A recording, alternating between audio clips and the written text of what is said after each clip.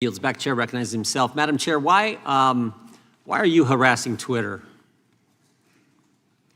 Congressman, thanks for the question. As you might know, the FTC's work on Twitter goes back a decade. Back in 2009. I'm not talking about a decade. I'm talking about now. 12 demand letters in 10 weeks, over 350 separate requests you've demanded of Twitter. Why are you harassing them? Twitter has a history of lax security and privacy policies. You've asked for every single communication relating to Elon Musk, not communications that he just sent to someone or some communications he received, but any time he's mentioned. That actually seems more than harassment. That seems like almost an obsession. Why such an intense focus? So, Congressman, again, it was found that Twitter's lax privacy policies allowed unauthorized users to co-opt Twitter accounts, including that of Fox News. Subsequently, Twitter voluntarily entered into a consent order with the FTC. Here's what you wrote in December. Madam Chair, here's what you wrote in December. Identify all journalists and other members of the media to whom Twitter has granted access since Musk bought the company. You want to know the name of every journalist a private company has talked to? Think that's consistent with the First Amendment? Congressman, as a former journalist, I take extremely seriously the valuable work that they do and understand that there can be instances in which government action is unjustifiably particularly, Madam Chair, if I could just interject, particularly in the context here. I mean, it's bad enough if you got government asking a private company about who are the journalists you're talking to, you name 4 of them and say, we want the other names of any journalists you may in fact be communicating with. That's bad enough, and I think a threat to the First Amendment, freedom of the press. But in the context of giving us information about how government had suppressed speech on these platforms, that's the context you're asking for. I think that's particularly troubling, don't you? Congressman, the consent decree that we have prohibits Twitter from sharing personal information with third parties. When we read in the papers, like everybody else, that Twitter may have granted access to third parties, that's what our teams were seeking information about. Again, this is a company whose history with the FTC goes back a decade. We got limited time. Madam Chair, who is David Roque? Could you repeat that, Congressman? David Roque, R-O-Q-U-E. Who is David Roque? I'm not familiar with that. You deposed him last month, June 21st, 2023. David Roque is the independent partner for Ernst & Young's independent assessment of Twitter's program. That's part of this consent decree. Do you know what Mr. Roque said in that deposition? I'm not aware. Okay, let me read it for you then, because I think it's pretty important. Mr. Roque testified, again, one of your lawyers, you deposed him, testified that FTC's conduct made him feel as if the FTC was trying to influence the outcome of the engagement before it had started. He said, in some of the discussions that we were having with the Federal Trade Commission, expectations were being conveyed about what those results should be before we had even begun any procedures. So they're the independent assessor in this consent decree the FTC has with Twitter, and you're telling the guy who is the person. He's the guy. He's Joe the accountant who's going to get this information. You're telling him, you're putting your finger on the scale, telling him what you want the outcome to be, and he's supposed to be the independent fact finder. Why are you doing that? Congressman, I'm not familiar with those. Because it was just filed today, but we are. This is filed in court today, and this is your deposition. I'm happy to take a closer look at it and be back in touch. I will say as a general matter, we want to make sure that the assessors and auditors that are responsible for overseeing compliance are doing their job. You say Mr. Roque's line, what he testified here, what's been filed in court today, that there were suggestions of what they would expect the outcome to be, they being the FTC, there were suggestions of what they wanted him to go find in his independent assessment of the consent decree agreement between the FTC and Twitter.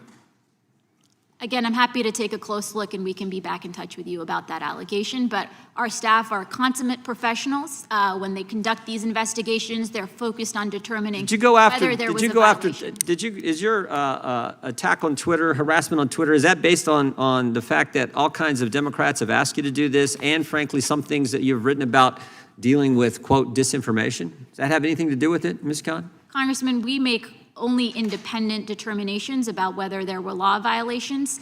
The statement from Chairman Nadler, the statements from the letter, the press release and the letter from 7 Democrat senators that had no impact on it, that's not why you're doing it?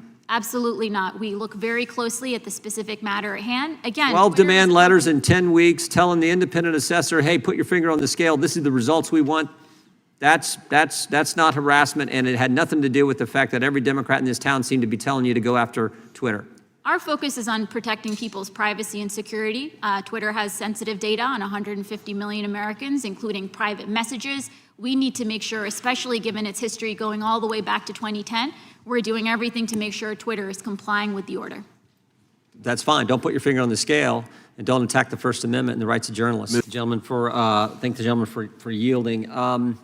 Ms. Khan, earlier, and I believe the gentleman from Arizona brought this up, you said people's privacy is paramount. I couldn't agree more.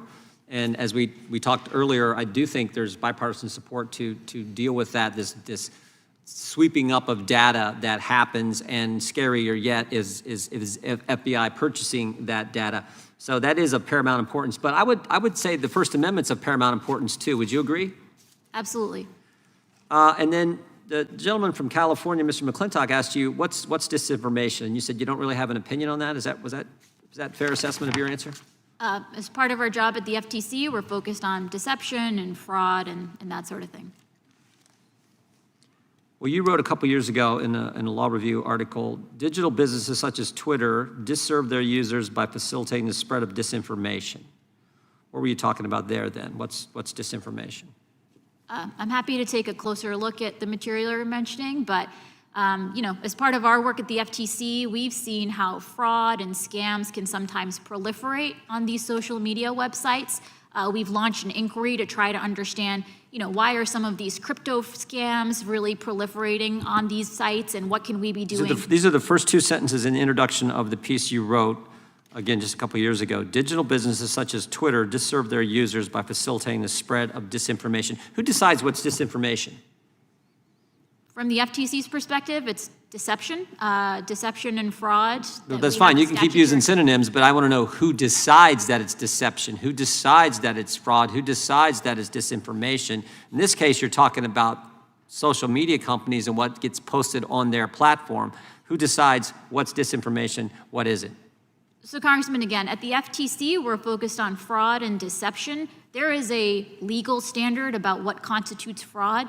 Again, this is about... But you didn't say fraud or deception, you said disinformation. And my concern is, again, and it's probably the third time I've talked about this, but the sustained attack on Twitter when the ownership there changed and the platform was committed to not taking down speech, not taking down posts, allowing the sharing of information, and not censoring information. And we just had a major decision last week from a court in Louisiana, a federal court in Louisiana, where they said the government was in fact pressuring big tech companies to censor, and big tech companies were willing to go along with it. Now we have a change there, and you're going after the one company that's changed how they're doing things. That's what concerns me, particularly in light of the fact that you just wrote about this a few years ago, saying this is what goes on. Congressman, I'm glad to have the opportunity to clarify some issues here. So we at the FTC have no view on who should or should not own a company. All we care about is that the company is following the law. That's really what our focus is. We've covered that ground. I want to know about disinformation and who decides what's disinformation. You think the government should decide that? Congressman, the way I see it is concentrations of economic power, including over speech platforms and communications platform, that it's that concentrated power and the ability to pick who gets heard, who doesn't get heard, to make these types of decisions. That, I think, is concerning to all of us, and the FTC's job is to be promoting... You know what kind of speech was getting censored? Do you know what the court said last week? Have you read the opinion, by the way? I have not. It did not concern the FTC. You know what kind of speech was getting censored? You know what the court said? Conservative speech.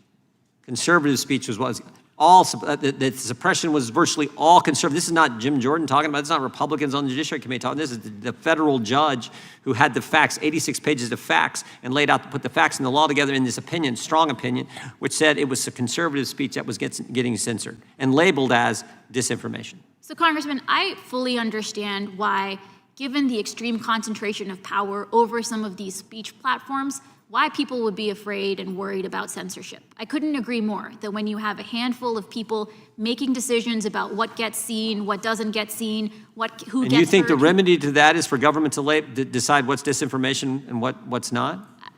Congressman, at the FTC, our job is to promote competition. More competition means more people making these decisions, and I think that can alleviate some of the concerns about censorship that you're sharing.